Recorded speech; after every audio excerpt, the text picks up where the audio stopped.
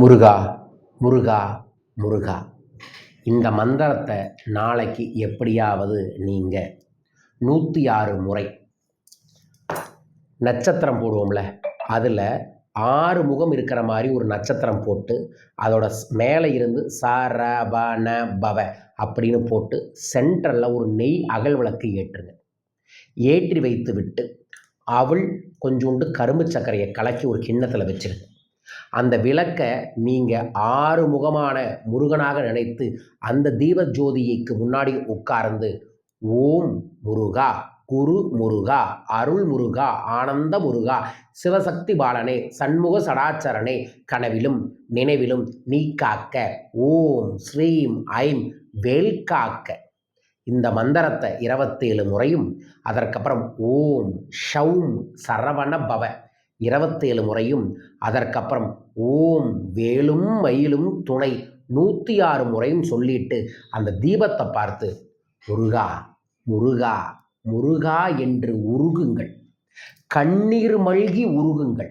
என் வாழ்க்கையில் இந்த பிரச்சனை என்னை தாங்கவே முடியல, முருகா காப்பாத்து.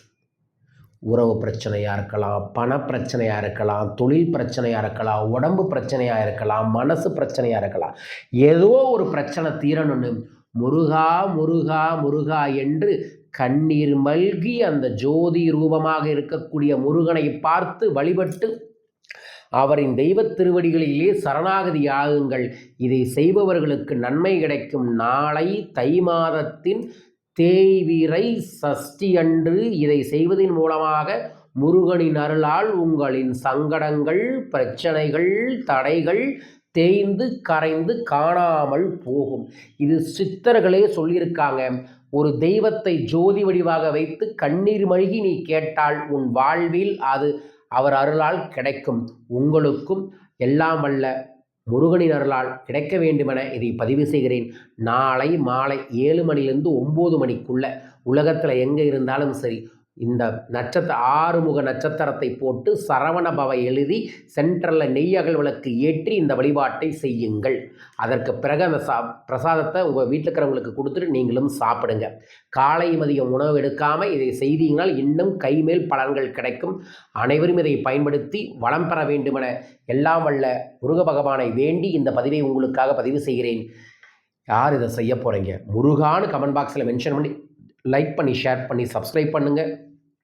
முருகனோட வேல் தந்திரா புத்தகத்தை நம்மட வாங்குறவங்களுக்கு ஒரு வேல் அன்பளிப்பாக தந்துக்கிட்டு இருக்கோம். வேல் தந்திரா புத்தகம் முருகன் வழிபாடு செய்யக்கூடிய ஒவ்வொருவரின் இல்லத்திலும் இருக்க வேண்டிய ஒரு தெய்வீகமான புத்தகம். பயன்படுத்தி கொள்ளுங்கள்.